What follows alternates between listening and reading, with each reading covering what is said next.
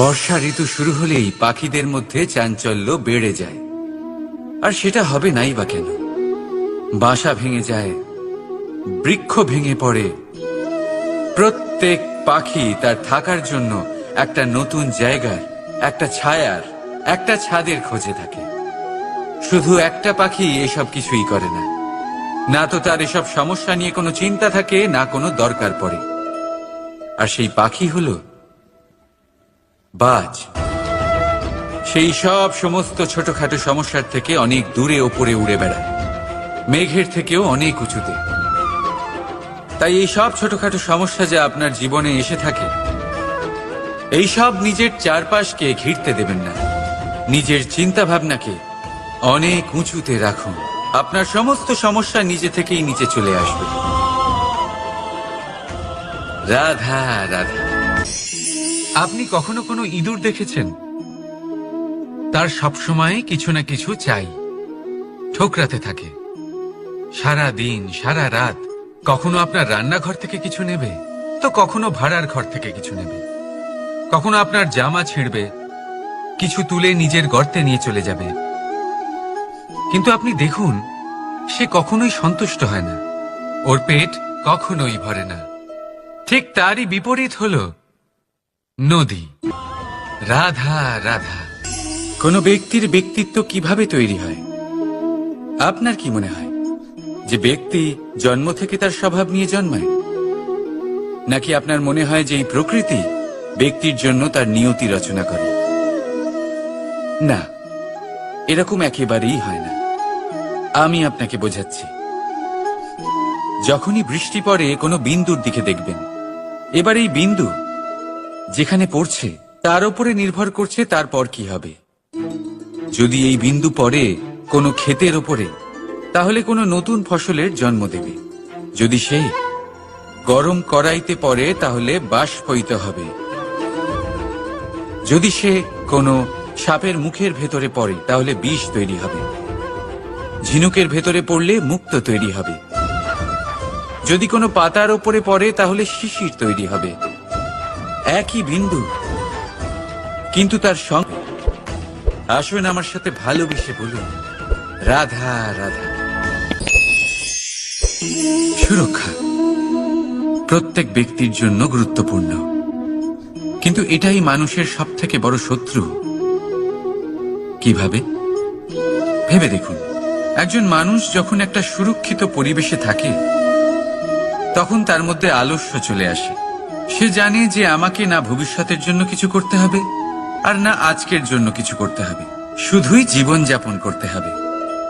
এই সুরক্ষা কবচ থেকে বাইরে বেরোনো অত্যন্ত জরুরি।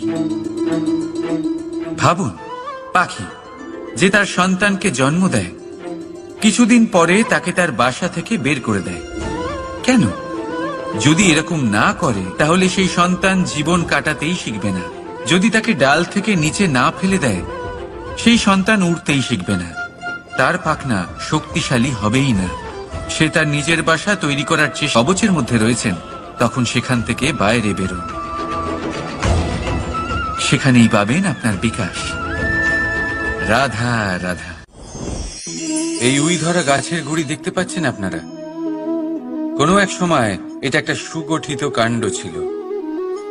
কোনো একদিন এক সুদূর বন থেকে একটি উই পোকা এখানে আসে, এতে বাসা বানায়। এই গাছের গুড়ি তখন কোনো প্রতিবাদ করেনি।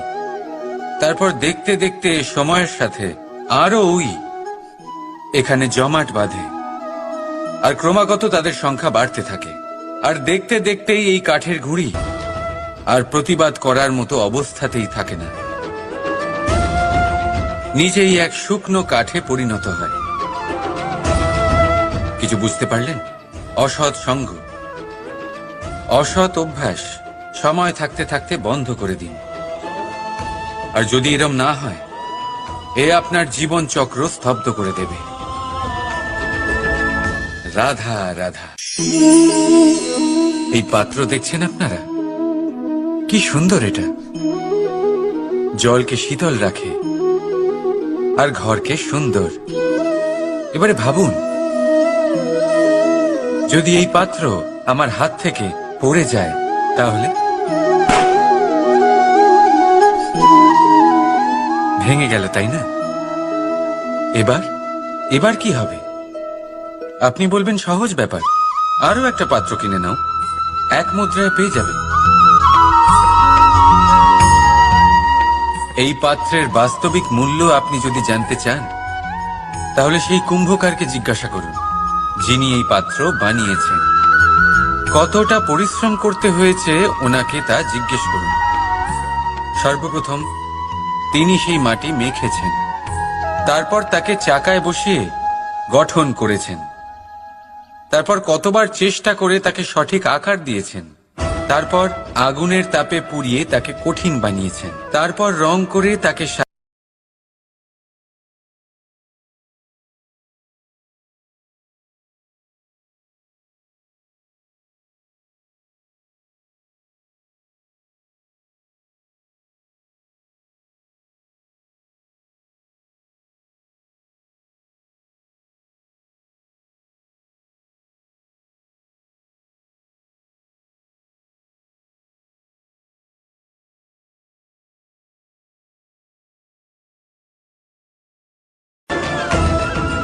রাধা রাধা।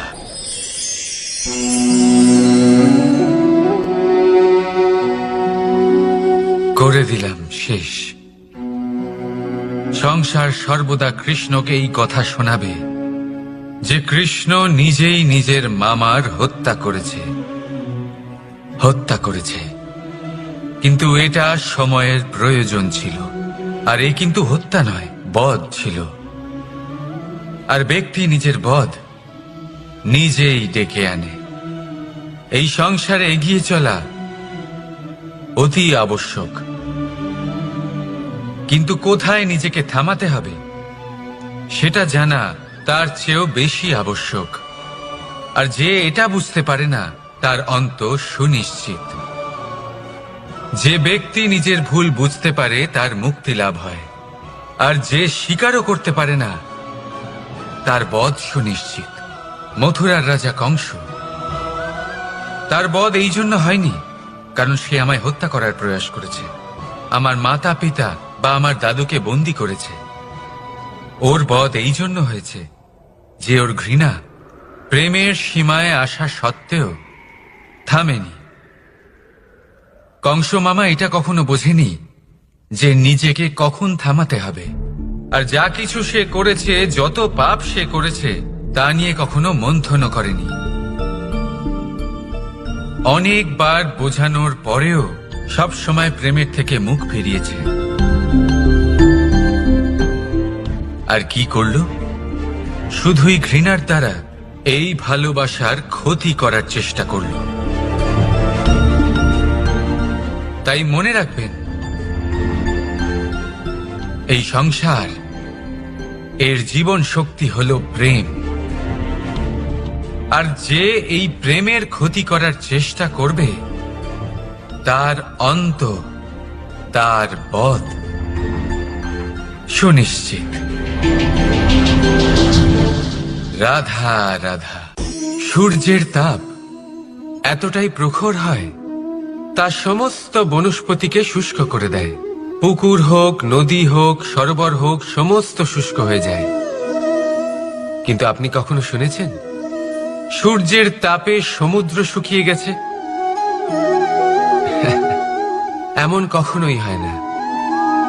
আর এর পেছনেই লুকিয়ে রয়েছে এক অমূল্য জীবনের শিক্ষা। সমুদ্রের মতো নিজেকে ধৈর্যশীল করে তুললে, নিজেকে সংযমী করে তুললে, সূর্যের তাপ আপনার কোনো ক্ষতি করতে পারবে না। আপনার অন্তর থেকে সেই তাপ বাষ্পায়িত হয়ে মেঘ তৈরি হয়ে সূর্যকে ঢেকে দেবে। আর তারপর হবে শুধু সাফল্যের বৃষ্টি। তাহলে আসুন আর আমার সাথে ধৈর্যের সাথে বলুন, রাধা রাধা। মানুষ অসুস্থ কেন হন? শারীরিক দুর্বলতার কারণে? না, মানুষ অসুস্থ হন তার মানসিকতার কারণে, তার বিবেকের কারণে, তার কর্মের কারণে, তার ক্রোধের কারণে। আর যখন কেউ সুস্থ হন, ঠিক হয়ে যান, তার মানে এটা নয় যে শুধু ওষুধের জন্য তিনি সুস্থ হয়েছেন। না, এটা কারোর তার প্রতি প্রেমের প্রভাব, বিশ্বাসের প্রভাব, সম্বলের প্রভাব। শুধুমাত্র ওষুধ দিয়ে কিছুই হয় না। যদি মনে প্রেম থাকে, বিবেক থাকে, বিশ্বাস থাকে, সম্বল থাকে, তবেই সেই ওষুধ কাজ করতে পারে। তাই মনে রাখবেন, এই জীবন হলো অত্যন্ত ছোট। মনে প্রেম ভাব রাখুন, মিত্রতা করুন, শত্রুতা নয়। ভালোবাসুন, বিদ্বেষ নয়। আর এই ভালোবাসার সাথেই বলুন রাধা রাধা। মানুষ জীবনে সব সময় চিন্তা করে, ভাবতে থাকে যে তার জীবনে কতই না সমস্যা। তারপরে নিজের আশেপাশে দেখে আর ভাবে যে সবাই কত প্রসন্ন, শুধু আমার জীবনেই সমস্যা আছে। কিন্তু বিষয়টা তা নয়। শুধু প্রত্যেক ব্যক্তিরই নয়, প্রত্যেক প্রাণীরও জীবনে সমস্যা আছে। এবার মানুষ একটা পাখিকে দেখে এটাই ভাবে যে এদের জীবন কতটা সহজ। কোনো দেশেরই সীমারেখা এদের ওপর লাগু হয় না। কোথায় থাকবে সেই নিয়েও কোনো ভাবনা নেই। কত শান্তির জীবন এদের। তারপর সে একটা পিঁপড়েকে দেখে আর এটা ভাবে কি অসাধারণ, এদের তো সারা জীবনই মাটির উপরেই অতিবাহিত হয়, খাবারটাও মাটিতেই পেয়ে যায়। কি শান্তির জীবন এদের। কিন্তু যখন কোনো ঝড় আসে তখন সবার আগে সেই পাখির বাসাটাই ঝড়ে ভেঙে যায়। এই পাখি যে শাখাতেই গিয়ে বসে পড়ুক, তাদের উপর সবসময় সংকট থাকে যে ওপর থেকে কোনো বড় পাখি এসে তাদের উপর প্রহার না করে, তারা নিজেদের প্রাণ না হারায়।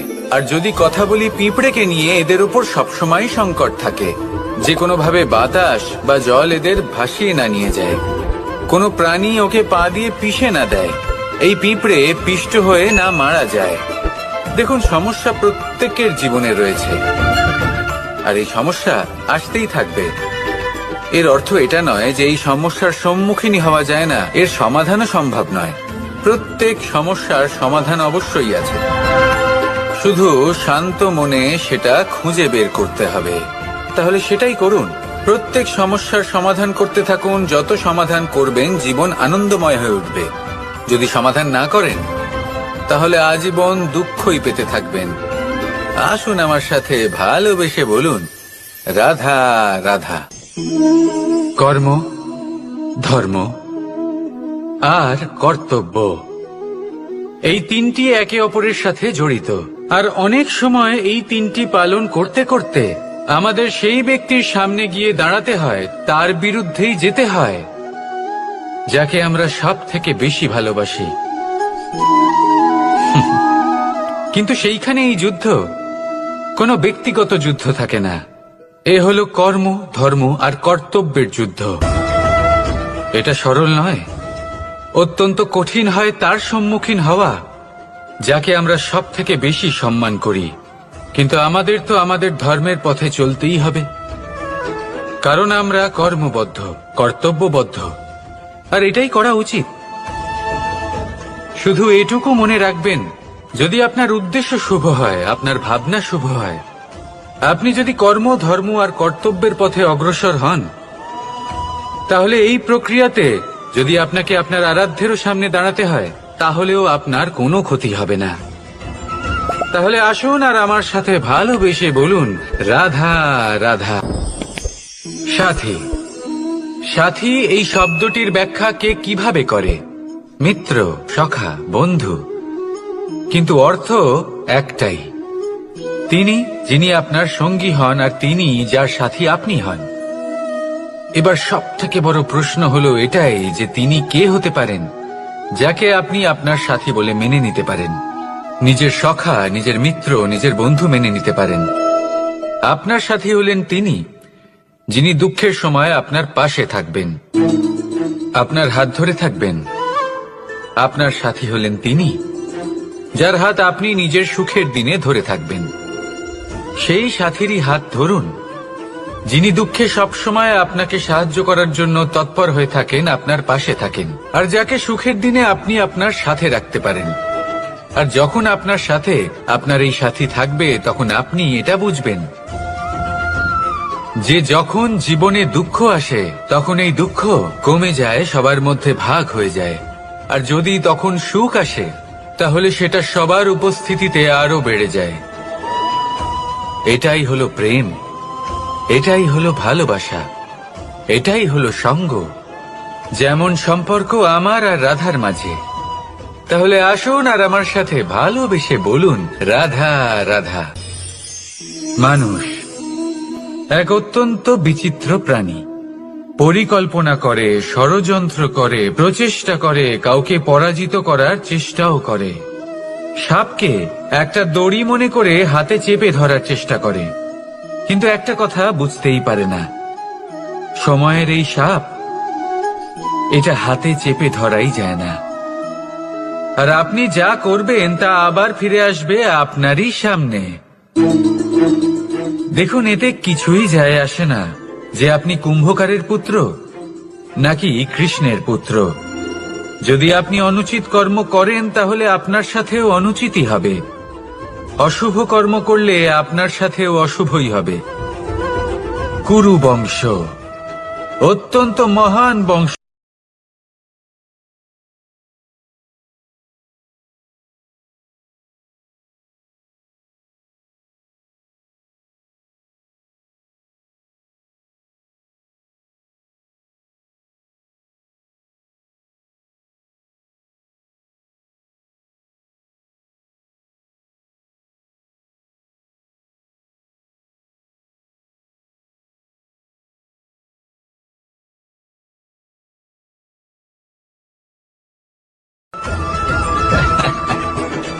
তাহলে আসুন আর আমার সাথে ভালোবেসে বলুন, রাধা রাধা। জীবনে এমন কিছু কাজ রয়েছে যা আপনাকে একাই করতে হয়, আর এমন কিছু কাজ রয়েছে যা আপনাকে একসাথে মিলে করতে হয়, একজোট হয়ে, সঙ্গবদ্ধ হয়ে। এবার সঙ্গবদ্ধ বলতে কি বোঝাতে চাইছি? আমি তাদের কথা বলছি না যারা বাস্তবিকভাবে একে অপরের সাথে কাজ করেন। আমি তাদের কথা বলছি যারা একে অপরের থেকে দূরে থেকেও একে অপরকে বিশ্বাস করেন। আমি আগেও বলেছিলাম, সমস্ত বিশ্বের আশা বিশ্বাসেই বসবাস করে, তাই না? তাই যেখানে সমস্ত বিশ্ব আছে, সমস্ত সংসার আছে, সেইখানেই বিশ্বাস রয়েছে। তাই আপনার আশেপাশে এমন দল সঙ্গবদ্ধ করুন যাদের আপনার উপর বিশ্বাস আছে আর যাদেরকে আপনি বিশ্বাস করতে পারেন। তাহলে আসুন আর আমার সাথে ভালোবেসে বলুন, রাধা রাধা। আমরা যে মানুষকে চাই, যাকে আমরা ভালোবাসি, তাকে একটা উপহার অবশ্যই দিতে চাই। এমন এক উপহার যা ওনার ভালো লাগবে, যা শ্রেষ্ঠ হবে, অতি প্রিয় হবে, বহুমূল্য হবে, বা বলতে পারেন মূল্যবান হবে। তাই আমরা কি করি? আমরা বাজারে যাই, তার জন্য স্বর্ণ, আভূষণ, হিরে, মুক্তো এইসব নিয়ে আসি। কিন্তু এটাই কি সর্বশ্রেষ্ঠ উপহার? কখনোই না। সর্বশ্রেষ্ঠ উপহার হলো স্বাধীনতা, তাকে নিজের মনের মতো বাঁচার স্বাধীনতা। যদি আপনি কাউকে স্বাধীনতা না দিতে পারেন, তাহলে সে কোথাও না কোথাও বন্দী হয়ে যায়, তার বিকাশ কোথাও না কোথাও আটকে যায়। কিন্তু যদি আপনি কাউকে স্বাধীনতা দিতে পারেন, তাহলে আপনি দেখবেন ও সমস্ত সংসারকে, এই জীবনকে নিজের দৃষ্টিভঙ্গি দিয়ে দেখবে, বুঝবে যে কোনটা হলো উচিত আর কোনটা হলো অনুচিত। আর এটাই হলো সর্বশ্রেষ্ঠ। আর এবার যদি কাউকে স্বাধীনতার মাধ্যমে এত বড় একটা শক্তি দিতে পারেন, তাহলে আপনি আমাকে বলুন, এর থেকে বড় উপহার আর কি হতে পারে? আসুন আর আমার সাথে ভালোবেসে বলুন, রাধা রাধা।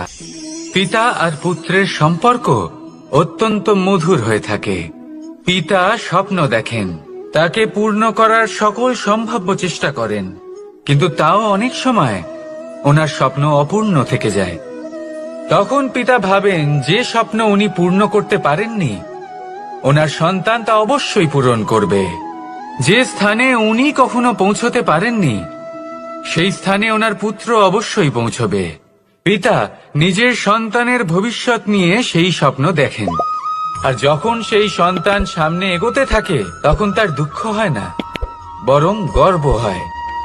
ওনার ভালো লাগে এটা দেখে যে ওনার সন্তান অনেক উন্নতি করছে। কিন্তু যখন সন্তান নিজের অভিভাবকের শক্তি দেখে, তার যশ দেখে হিংসা করতে থাকে, সমস্যা সেইখানেই শুরু হয়। সেই জন্য সকল সন্তানকে এটা মনে রাখতে হবে, দেখুন, পুত্র হবার সুবাদে, এক সন্তান হবার সুবাদে এটা হলো আপনার অধিকার যে আপনি আপনার পিতার থেকে বেশি উন্নতি করবেন। আপনার পিতাও এটাই চান, কিন্তু সুস্থভাবে এটা করুন। একটা রেখা টেনে নিন যাতে আপনি তাতে এগোতে পারেন আর আপনার পিতার তাতে গর্ববোধ হয়, আর সেই বিষয়ে দুঃখ না হয় যে আমার সন্তান আমাকেই ছোট করার চেষ্টা করছে। ইতিহাস সাক্ষী রয়েছে, যে মানুষ অন্য কাউকে ছোট করার চেষ্টা করেছেন সেই মানুষই ছোট হয়ে গেছেন। আর আমার মনে হয় না আপনি এটা চান, কারণ কোনো একদিন আপনিও কারোর পিতা হবেন। আসুন আমার সাথে ভালোবেসে বলুন, রাধা রাধা। প্রেম এই সংসারে এসেছিল এই সংসারকে প্রেমের শিক্ষা দেওয়ার জন্য, এই জীবনের সুখের অনুভূতি আসলে কি তা শেখানোর জন্য। কিন্তু যদি সত্যি কথা বলি, তো আমি নিজেই প্রতিদিন প্রেমের নতুন নতুন স্বরূপ দেখতে পাই, প্রেমের একটা নতুন অনুভূতি প্রত্যেক নতুন দিনে। আর তার কারণ হলো এই প্রেম অনন্ত, এ হলো দৈব। প্রেম হলো এই সংসারের সবথেকে বড় ঢাল এবং সবথেকে বড় অস্ত্র। এই প্রেম ছাড়া না কোনো ন্যায় হয় আর না কোনো শাস্ত্র, না জীবন আছে আর না অন্ত। এবার যদি এই প্রেম মনের মধ্যে বাস করতে শুরু করে, তাহলে কখনো কোনো সমস্যাই হবে না। আর যদি হয়েও থাকে,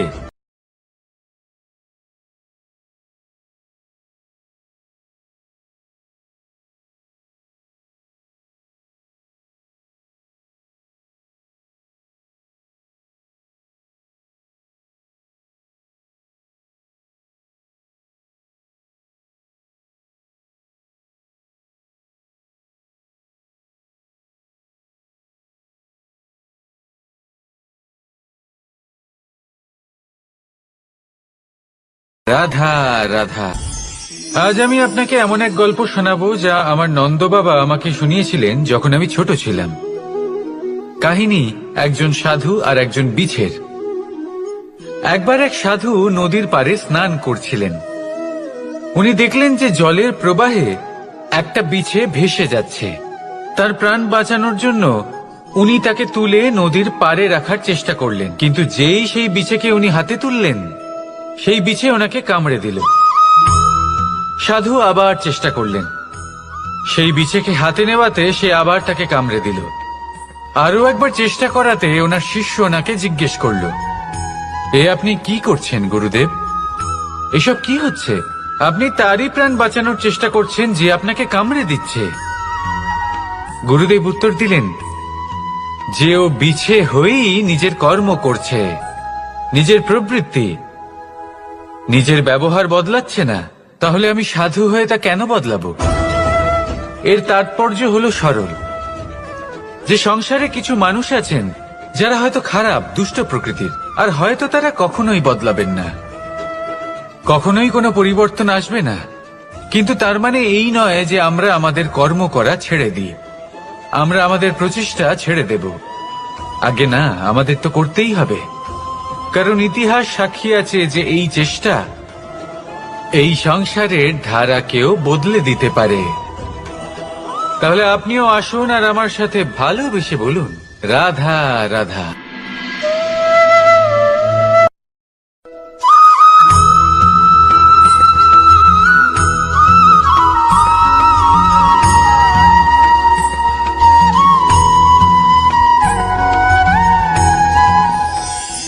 ভাগ্য, কত সুন্দর শব্দ এই ভাগ্য, কিন্তু যতটা সুন্দর ঠিক ততটাই রহস্যময় এই শব্দ। কখন কি হবে কেউ জানে না। লোকে বলে যে ভাগ্যে যা লেখা আছে তার চেয়ে বেশি কিছুই পাওয়া যায় না, তার চেয়ে কমও কিছুই পাওয়া যায় না। নিয়তির যা রচনা তা কখনো মোছা যায় না। কিন্তু কেউ এইটা বোঝে না যে নিয়তি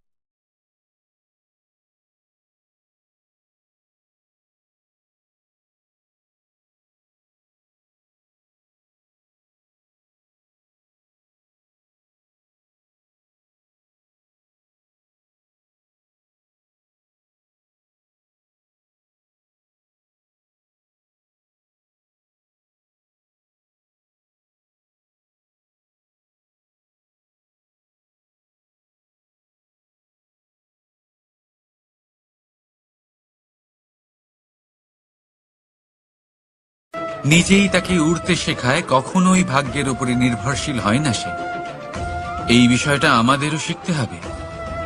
তাই মনে রাখবেন, আপনার ভাগ্য নিয়তির লিখন নয়। আপনার ভাগ্য তাই যেটা আপনি দিনের পর দিন আপনি নিজেই লেখেন। কিছু নিজে পরিশ্রম করে, কিছু নিজের ভাবনার জোরে। রাধা রাধা। মানুষের স্বভাব হলো যে সে সবসময় নিজে বলতে চায়, কারুর কথা শুনতে চায় না। কিন্তু তার এই স্বভাব তাকে এক বিশাল বড় জ্ঞানের থেকে দূরে সরিয়ে রাখে, সামনের মানুষের ব্যক্তিত্বের জ্ঞানের থেকে দূরে। তাই যদি আপনি কাউকে চিনতে চান, কাউকে বুঝতে চান, তাকে থামাবেন না, শুধু বলতে দিন। কারণ একজন ব্যক্তির ব্যক্তিত্ব লুকিয়ে থাকে তার কথার মধ্যে, আর তার আসল পরিচয়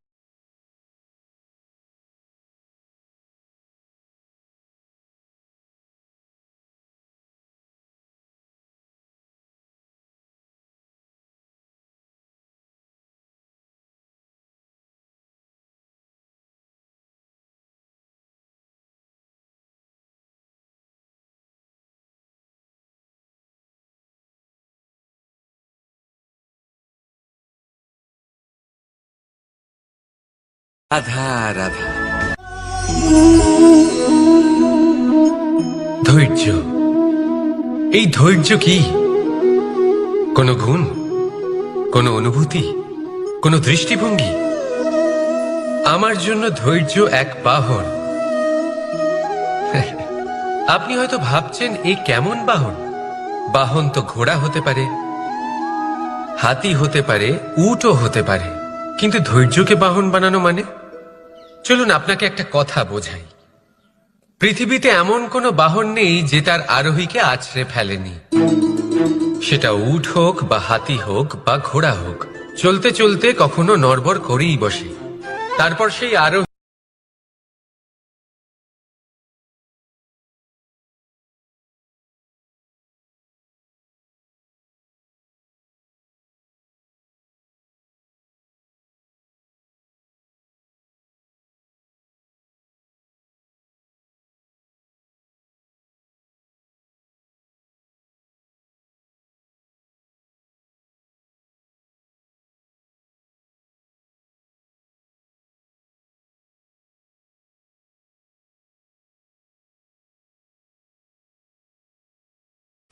এই ধৈর্যের সাহায্যে আরোহণ করে দেখুন কিভাবে এই বাহন আপনাকে আপনার গন্তব্যে পৌঁছে দেবে। রাধা রাধা। ভাগ্য আর কর্ম, এই দুই এমন শব্দ যাকে ঘিরে সমগ্র সংসার। কেউ বলে আমার ভাগ্যে এটা ছিল না, যা পেলে আমার জীবন অন্যরকম হতো। কেউ বলে আমার গত জন্মের কর্ম নিশ্চয়ই এমন ছিল, যে কারণে এই জন্মে এরকম ভাগ্য পেয়েছি আমি। এই সব বাদ দিন আর একবার শান্ত চিত্তে ভাবুন। আপনি বুঝতে পারবেন যে ভাগ্য আর কর্ম এই দুই এই জন্মের। তফাৎ শুধুমাত্র এটাই,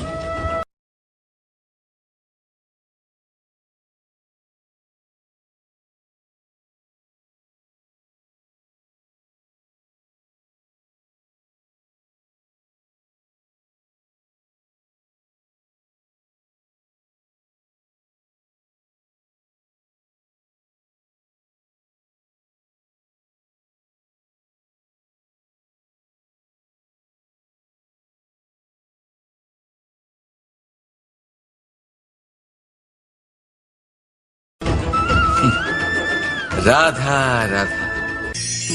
এই সংসারে আলোর উৎস কি? সূর্য।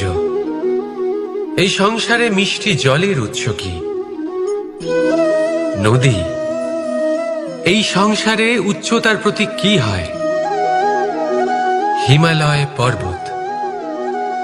আমরাও জীবনে এরকমই হতে চাই, সূর্যের মতো তেজস্বী হতে চাই, নদীর মতো পূজনীয় হতে চাই, হিমালয় পর্বতের মতো উচ্চতা লাভ করতে চাই। সব ঠিক আছে, কিন্তু তার জন্য আমরা কাজ কি করি? যদি এরকম আমরা হতে চাই, তাহলে সবার আগে সূর্যের মতো নিজেকে উজ্জ্বল করুন। সূর্যের সব থেকে বেশি আলো নিজের অন্তরে থাকে। নদীর মতো নিজের পথ নিজেই তৈরি করুন। পাথরের সাথে ধাক্কা খাওয়ার পরেও থেমে না যাওয়া শিখুন। হিমালয় পর্বতের মতো উচ্চতা লাভ করতে হলে সেটার মতো অটল থাকতে শিখুন। একটা কথা অবশ্যই মনে রাখবেন, নিজেকে জ্বালাবেন, তবেই সংসারকে আলোকিত করতে পারবেন। রাধা রাধা। প্রতীক্ষা, প্রয়াস, এই দুই জীবনের অভিন্ন অঙ্গ। দেখতে গেলে আমরা জীবনে কারোর না কারোর প্রতীক্ষা অবশ্যই করি। সে কোনো ব্যক্তি হোক বা সময় হোক বা কোনো ভাবনা, সবকিছুই হতে পারে। আর দেখতে গেলে সব সময় কেউ না কেউ কিছু প্রয়াসও করে চলেছে।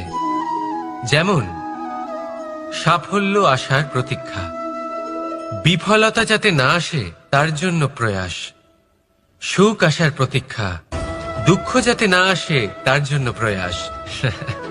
এবার প্রতীক্ষা আর প্রয়াসের মধ্যে এক ঘনিষ্ঠ সম্পর্ক রয়েছে, আর তা হল যিনি প্রতীক্ষা করেন তিনি ঠিক তাই পান যা একজন প্রয়াস করা ব্যক্তি পেছনে ফেলে আসে। তাই প্রতীক্ষা নয়, প্রয়াস করুন। এই প্রয়াসের মধ্যেই সুখের চাবিকাঠি রয়েছে। রাধা রাধা। মানুষ কর্ম করেন। আমি বারংবার বলি যে ফলের আশা করবেন না। তাও মানুষ কোথাও না কোথাও নিজের কর্মের বদলে কোনো না কোনো ফলের আশা অবশ্যই রাখেন। কখনো তিনি সফল হন, কখনো অসফল। সেই জন্যই আমি বলি যে ফলের আশা কখনো রাখবেন না, কারণ সাফল্য বা অসফলতা মনের মধ্যে রাখলে কখনো কোনো লাভ হয় না।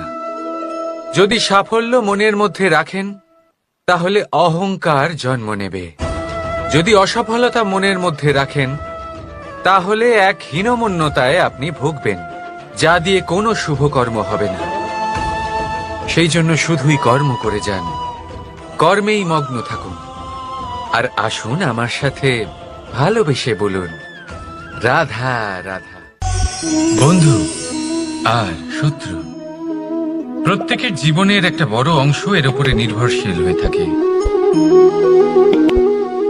আপনার জীবনে সফলতা আর অসফলতাও এর উপরে নির্ভরশীল। কিন্তু এই বন্ধু এবং শত্রুদের খুঁজে পাওয়ার জন্য আপনাদের বাইরে যাওয়ার প্রয়োজন নেই, কারণ এরা স্বয়ং আপনার ভেতরেই আছে। আপনি যদি বিনম্র থাকেন, যদি আপনি নিরন্তর প্রয়াস করতে পারেন, তাহলে আপনার কোনো বন্ধুর প্রয়োজন নেই। যদি আপনার মধ্যে অহংকার থাকে, যদি প্রতি কথায় আপনার মধ্যে ক্রোধ উৎপন্ন হয়, তাহলে আপনার শত্রুর কোনো প্রয়োজনই নেই।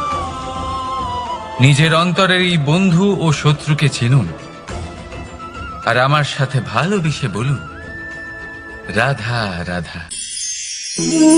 একে চিনতে পারলেন? একে কুঠার বলা হয়।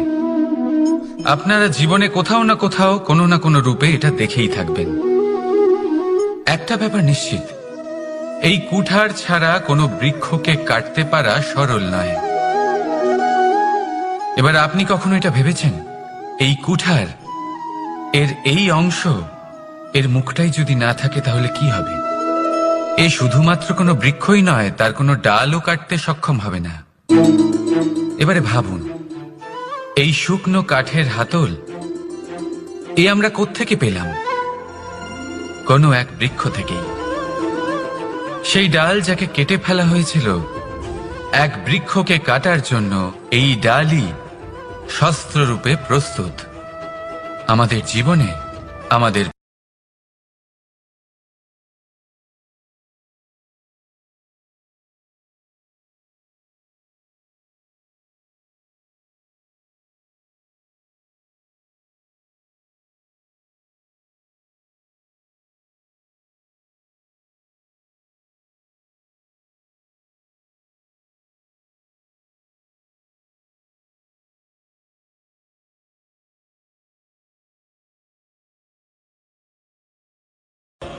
সঠিক সময় আসলে তা আপনার সহায়ক অবশ্যই হবে। রাধা রাধা। আমাদের মধ্যে বেশিরভাগ মানুষেরই এই অভিযোগ থাকে যে মানুষ তখনই আমাদের স্মরণ করেন যখন সেই সময় আসে যখন আমাদেরকে প্রয়োজন হয়, যখন কোনো কাজ থাকে। যখনই এই সময় পেরিয়ে যায়, তাদের কার্যসিদ্ধি হয়ে যায়, তারা আমাদের থেকে দূরে চলে যান, ভুলে যান আমাদের। এবার এই বিষয়ে ভেবে খারাপ অবশ্যই লাগে। এই পরিস্থিতিকেই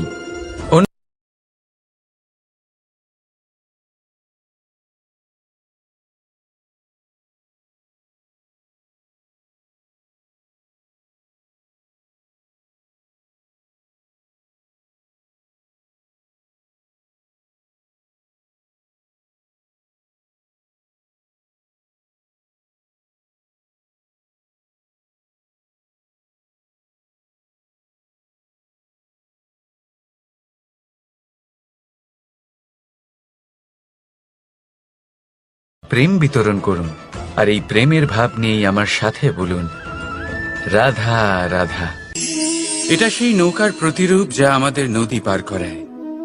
এবার বিষয়টা একটু ভেবে দেখুন। সেই বিশাল নৌকা যা আমাদের নদী পার করায়, সেটার নির্মাণ নদীতে নয়, ডাঙায় হয়। আর যদি আমরা এটাকে নদী অবধি পৌঁছতে চাই, তাহলে আমাদের দরকার পড়ে কোনো গরুর গাড়ির অথবা ঘোড়ার গাড়ির। তার সাহায্যে একে বহন করা হয়। এবার পথে যদি কোনো জলধারা আসে, কোনো নদী আসে, আর সেটাকে পার করতে হয়, তাহলে তখন সেই নৌকার ওপরে গাড়ি রাখা হয়, তারপর তাকে পার করা হয়। অর্থাৎ এই যাত্রা দুজনের সংযোগ ছাড়া সম্পূর্ণ হতেই পারবে না। সেই জন্যই এই প্রবাদ আছে, কখনো নৌকা তো কখনো গাড়ি। আমাদের সম্পর্কের মধ্যে অতি আবশ্যক, আমাদের সম্পর্কের মধ্যে অত্যন্ত গুরুত্বপূর্ণ হল সংযোগ। সবসময় একসাথে চলা, সংযোগ স্থাপন করা। সবসময় সুখী থাকবেন। রাধা রাধা। পুস্তক, পুস্তক থেকে আমরা কি না শিখতে পারি। জ্ঞান হোক, বিজ্ঞান হোক, ইতিহাস হোক, সব শিখতে পারি। কথায় আছে, একটা ভালো পুস্তক, একটা ভালো গ্রন্থ পাওয়া তা 100 ভালো বন্ধু পাওয়ার সমান। কিন্তু যদি একটা ভালো বন্ধু পাওয়া যায়, তাহলে তা গোটা গ্রন্থাগারের সমতুল্য। সে আপনাকে কর্মের বিষয় জ্ঞান দেয়, সাফল্যের রসায়ন শিক্ষা দেয়। সে আপনাকে ইতিহাসে অমর করে রাখবে। শুধু তাই নয়, সে আপনাকে শুধু পথই দেখাবে না, সেই পথে আপনার সাথে সঙ্গী হয়ে চলবে সে।